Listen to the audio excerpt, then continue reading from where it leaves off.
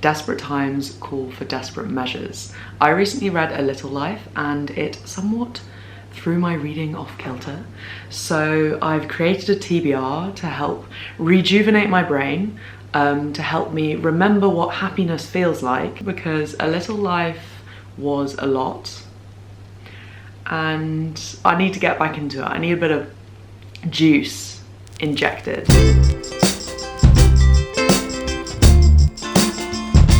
So I'm going to tell you a little bit about the books I plan on reading next. It's a pretty eclectic list actually, but there are some pretty fun reasonings behind them. I think it's really interesting how when you create TBRs, I feel like you don't, or at least I don't reapproach them in a particularly methodical way, because I'm just like, oh yeah, that one, and then that one, and then I'll read that one.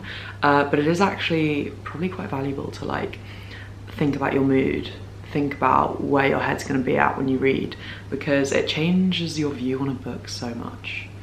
And I don't know, maybe this is really obvious, maybe this is something that everyone considers, but not me until now. As I said, the list is kind of varied, but I've tried to focus on like female authors and women's stories, just because I feel like that, like the things that I can relate to most are the ones that are gonna fill me with joy.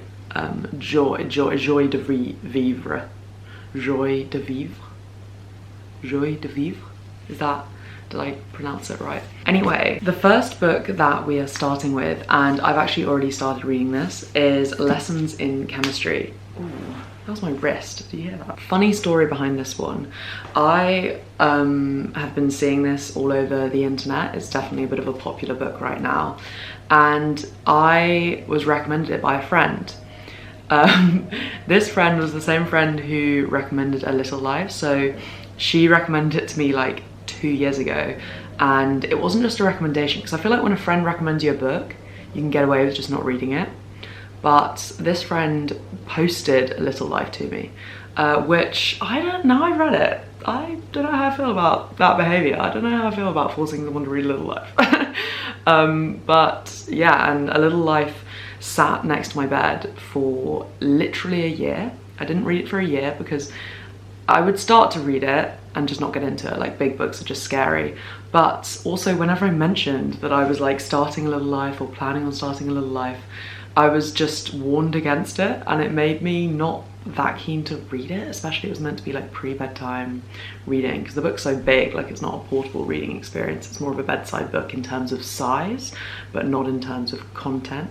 Anyway, I finished A Little Life, and when I was kind of towards the end, I messaged my friend being like, almost done with A Little Life, and she very kindly sent me Lessons in Chemistry as the book to read immediately after. And you know what, I am actually quite grateful for that, because this book has been incredible respite. I was also recommended it by a godfather who said that it is, and I quote, a little bit man-hatey, and he really thought of me while reading it, and he enjoyed it and he recommended it to me, because I have 3 brothers, so pretty sick of men at this point, not gonna lie. And I also did physics at uni, and this book is about a chemist who in the 60s presents a TV show that is like cooking, chemistry, little combo, and it's a really uplifting book. I'll talk about it more obviously once I've finished it, but it's a really lovely story, and I think it is a fun one to read, especially if you're a woman in STEM. But yeah, it's kind of light but well written, which is the most delicious of combinations, and it has a really fun, like playful perspective. Like there's a dog in it and it kind of talks, it animates the dog. The dog is, what's the word, anthropomorphized. Sorry, that's a big word. I don't get how to say these things out loud if I haven't for a while. It's just clever, it's fun, and it's a good like, yay, go woman read. So that's this book, and it has actually helped. Like, it's been a really good first step to my post A Little Life recovery. Another book that I'm reading, and this one is actually definitely the kind of black sheep of the reading list of the TBR, because I mean, I'll just explain it and you'll know. And it's because it's an audiobook and I got it from my library. My library audiobooks are an opportunity for me to read something that's just like very different to what I would usually read. So this one is Lessons by Ian McEwan. Obviously Ian McEwan is a very celebrated author, so at least you have you do have a bit of a quality guarantee, even if the content isn't quite what you want. Lessons is definitely unlike most books I would read, but I am enjoying it. It's set in the kind of Chernobyl era, as in radiation is spreading throughout Europe, and it plays with timelines a bit, but it follows a man who has been deserted by his wife, and it talks a lot about his childhood, and the writing is pretty beautiful, and I'm really enjoying it. It's accompanying me on my runs, and I think if I were reading it just in paper form, I might be getting a little bit frustrated at the length, but because I'm just plugging in, plodding along, and listening to just like well constructed sentences, it's like adding a layer of enjoyment for me, and obviously distracting me from the pain of running for a long time. Next up we have Crying in Mart. This book I actually bought on a whim really recently. I got given an Amazon voucher from my work, and I usually try to stay away from Amazon, but it's been fun having a voucher because like obviously the money doesn't exist if you're just paying with a voucher. I ended up buying this because I saw a really emotive TikTok. Obviously Mother's Day was recently, and as someone whose mum died when I was a teen, I am trying to consciously read books about grief. Like I find books that are kind of self-help books about grief too cringe. Like I just can't, it's just not my type of book. I can't engage with it. But books that are kind of stories that then weave grief into them, I'm very interested by, and I'm trying to read more. This book centers around a Korean woman. She's in the US? I don't know. Oh, it's a memoir. I completely forgot it's a memoir, so it's a true story. She's from Oregon, but she's Korean American. The book follows like growing up, losing her mother, and just there's a lot around identity, and it's meant to be just really, really beautiful and emotive. I see a lot of people talking about how much they cried while reading it. I will tell you how it goes. Let me know if you've read this, because I feel like I have seen it around like social media for a while. Next up we have Prima Facie, Prima Facie. I think this is Latin, so do we even know how it's meant to be pronounced? I don't know, like if you correct me I'm unconvinced, you know? This is another recommendation, and it's actually a play. So the play is happening at the moment. I think it was in the UK, and it stars Jodie Comer, but similar to Fleabag the Scriptures, it's basically just the like written, it's the script. Sorry, I was like trying to think of the word for script. Got there in the end. She's an incredibly talented barrister who specializes in defending men who are accused of sexual assault, and then she is sexually assaulted herself. So obviously a very powerful story.